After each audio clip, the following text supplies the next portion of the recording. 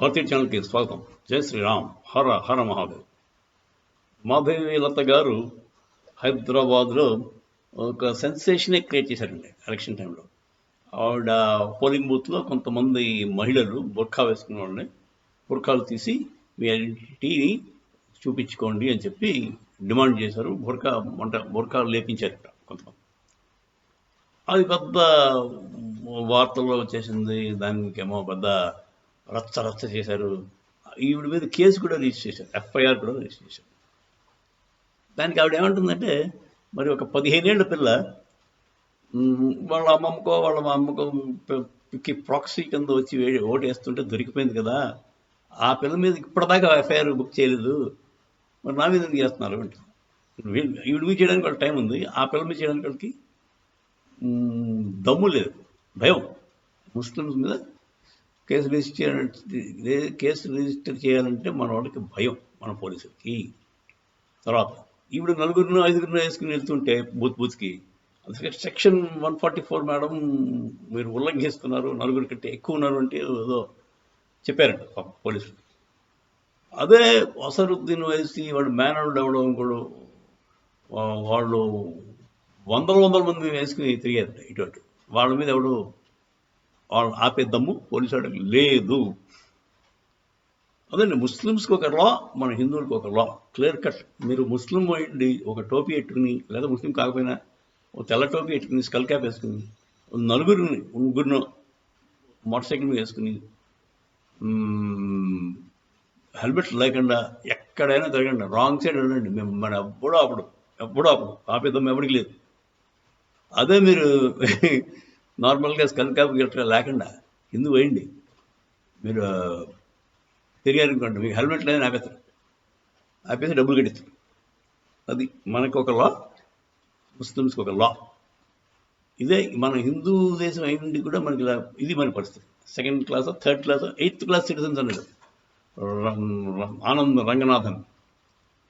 So మన పరిస్థితి ఇలాగే ఉంటే రేపు పొద్దున్న దీన్ని ఇస్లామిక్ స్టేట్ కింద కన్వర్ట్ చేస్తూ ఉంటున్నారు కదా, 2045 కల్లా ఇస్లామిక్ స్టేట్ కింద కన్వర్ట్ అయిపోతుందని వాళ్ళ అంచనా. ఎందుకంటే వాళ్ళ పాపులేషన్ పెంచుతున్నారు, తర్వాత బయట నుంచి వచ్చేవాళ్ళు ఇన్ఫిల్ట్రేషన్ బోర్డు అయిపోతుంది. మరి సిఐఏ, ఎన్ఆర్పి అందుకే వద్దంటారు ఎన్ఆర్సి. ఎందుకంటే వాళ్ళు రోహింగ్యాలు వాళ్ళందరూ దూసుకొచ్చేస్తారు మనం. అప్పుడు పాపులేషన్ విపరీతంగా పెరిగిపోతే ఒక్కసారి 40% దాటారంటే ఇంక మనం చెప్పు చేతిలో ఉండదండి. మన ఆధీనంలో మన కంట్రోల్లో ఉండరు. మన దేశం మన కంట్రోల్ తప్పిపోద్ది. అప్పుడు ఇష్టారాజ్యం రచ్చ జరుగుతుంది. వాళ్ళు అప్పుడు కత్తులు పట్టుకుని నరికేయడం, లేదంటే 3 ఆప్షన్స్: చావు, కన్వర్ట్ అవ్వు, లేదా పారిపో. మనం పారిపోవడానికి ఎక్కడికి పారిపోలేము. సో చావడం 90% చావడమే జరుగుతుంది. మగాళ్ళందరూ చేస్తారు, ఆడవాళ్ళేమో వాళ్ళ ప్రాపర్టీ కింద వెళ్ళిపోతారు. సో హిందువుల తాలూకు ఫ్యూచర్ జ్ఞాపకం పెట్టుకోండి, ఇలా ఉంటుంది. ఇఫ్ యూ డోంట్, ఏం చేయలేము మనం. ఇప్పుడు వాళ్ళే కొంత మారుతారని చిన్న ఆశ. అంటే యూట్యూబ్లో వచ్చాక వాడు కొంచెం వాళ్ళలో మానవత్వం పెరుగుతుందని ఆశించారు తప్ప అంతకంటే ఏం చేయలేము. Wishful thinking. వాళ్ళలో మానవత్వం, క్రూరత్వం తగ్గాలి, మానవత్వం పెరగాలి అని ఆశిద్దాం. అంతకంటే మనకి ఏం చేయలేం. సరే, మాధవి లత గారి మీద కేసెట్టారు, వాళ్ళ మీద కేసెట్టే దమ్ము లేదు. అది ఇక్కడే కదండి, ఎక్కడైనా సరే. ఒక్క యూపీలో ఆదిత్యనాథ్ గారి ఆధ్వర్యంలో ఒక్క పిసర్ పోలీసులు ధైర్యంగా ముస్లిం మీద కేసు పెట్టగలుగుతున్నారేమో కానీ ఇంకెక్కడ మన ఇండియాలో ఎక్కడ కూడా ముస్లిం మీద కేసు పెట్టమంటే పోలీసు వాళ్ళు భయపడతారు. ఏ పోలీసులైనా అడగండి, any officer can ask, including మన పాపం సింగం అన్నమలయ్య గారిని అడగండి. అతను ముస్లిం కేసులు ఎలా హ్యాండిల్ చేశారో, అతను చేశారో లేదో తెలియదు, చేసే ఉండొచ్చు, అడగండి. ముస్లింలు సరే భయపడ్డారా లేదా మీరు ఎవడైనా అడగండి, ఏ పోలీస్ ఆఫీసర్ని అడగండి, ఏ ఎమ్మెల్యే ఎంపీ వాళ్ళని అడగండి, వాళ్ళు ముస్లిం జోలికి వెళ్ళారండి. భయం అండి, భయం. వాళ్ళ దగ్గరికి వెళ్తే వాడు తప్పు చేసినా వాడిని ఆ తప్పుని కవర్ చేద్దామని వీళ్ళు ట్రై చేస్తారు, వాడి తప్పుని వీళ్ళు కవర్ చేస్తారు. ఎందుకు మరి అంత భయం? సో పరిస్థితి చాలా చేయి జారిపోయే అవకాశాలు చాలా ఉన్నాయండి. Within 10 years things will happen, ర్యాపిడ్గా మారిపోతాయి ఒక్కసారి మారిపోతాయి. అది మరి మోదీ గారు, యోగి ఆదిత్యనాథ్ వల్ల అవుతుందా కంట్రోల్ చేయడానికి? అది కూడా నాకు నమ్మకం లేదు. వీళ్ళు కూడా మెత్తగానే ఉంటున్నారు చెప్పాలంటే. యోగి గారు కొంచెం పెరగలేదు. Modi is soft. Modi has to become strong. Muslims అందరికీ క్లియర్ కట్గా చెప్పాలి, మీకు ఓటింగ్ రైట్స్ ఇస్తాం. 4 పిల్లలు ఉన్నవాడికి ఓటింగ్ రైట్స్ లేవు. షైరాలా ప్రకారం నీకు డెమోక్రసీ లేదు. Sharia law has nothing to do with democracy. డెమోక్రసీకి షైరాలాకి ఒత్తే లేదు. సో అలాంటి షైరాలో మీరు పాటిస్తున్నారు.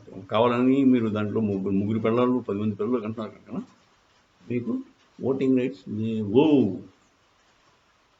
అదే హిందూ 4 పిల్లల కన్నా ఇవ్వండి. ఎందుకంటే మన పాపులేషన్ దిగ్బాం. 4 పిల్లలు హిందూ కంటే వాడికి ప్రోత్సాహకాలు ఇవ్వాలి అన్న ఉద్దేశం. ఇది క్లియర్ కట్ అండి. హిందూ స్టేట్ కింద డిక్లేర్ చేయండి. నన్ను అడిగితే non Hindu should be given అంటే వాళ్ళని మర్యాదగా చూస్తాం కాబట్టి వాటికి ఓటింగ్ రైట్స్ ఉండదు. హిందూ స్టేట్ డిక్లేర్ చేయండి. ఈ భారతదేశం ఒక హిందూ రాష్ట్రం, దాంట్లో హిందూయేతరులకి ఓటింగ్ రైట్స్ లేవు. వాళ్ళు ఉండొచ్చు, హ్యాపీగా ఉండండి. క్రిస్టియన్సా అయ్యలోయా అనుకుంటూ బయలు చేసుకోండి, మాకేం అభ్యంతరం.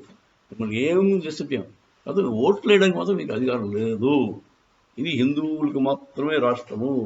మిమ్మల్ని ఎవ్వడూ ఇబ్బంది పెట్టడు, కొట్టడు, తిట్టడు, ఏది జరగదు. అలాంటి జరిగితే మరి స్ట్రాంగ్ యాక్షన్ తీసుకుంటాం. హిందువులు రెచ్చిపోయి వాళ్ళని ఎవరైనా ఇబ్బంది పెడితే నాన్ హిందూస్ని యాక్షన్ తీసుకుంటాం. సో నా ఉద్దేశం ఇలా జరగాలంటే, అలా అయితేనే మనం దేశాన్ని రక్షించగలం. ఒక అంత స్ట్రాంగ్ నాయకుడు వస్తాడా?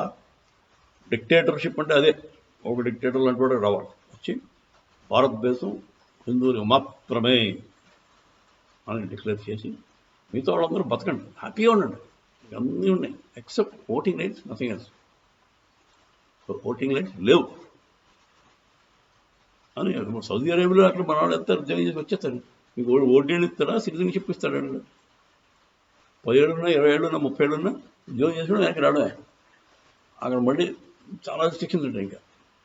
సో మనం కూడా వాళ్ళగా అయిపోవాలండి. అయిపోతేనే కొంత మటుకు మనల్ని మనం సేవ్ చేసుకోగలం.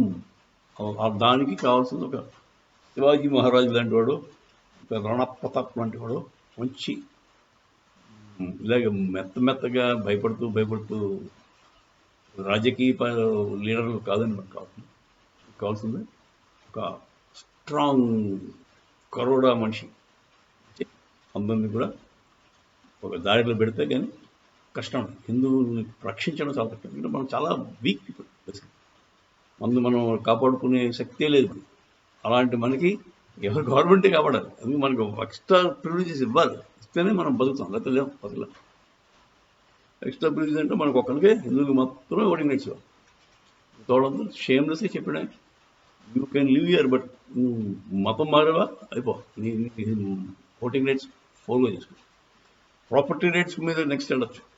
అప్పుడు దాంతో మతం మారుతాడు రాంగాజీ. ఎవ్రీబడి విల్ బికమ్ హిందూ బుద్ధిగా.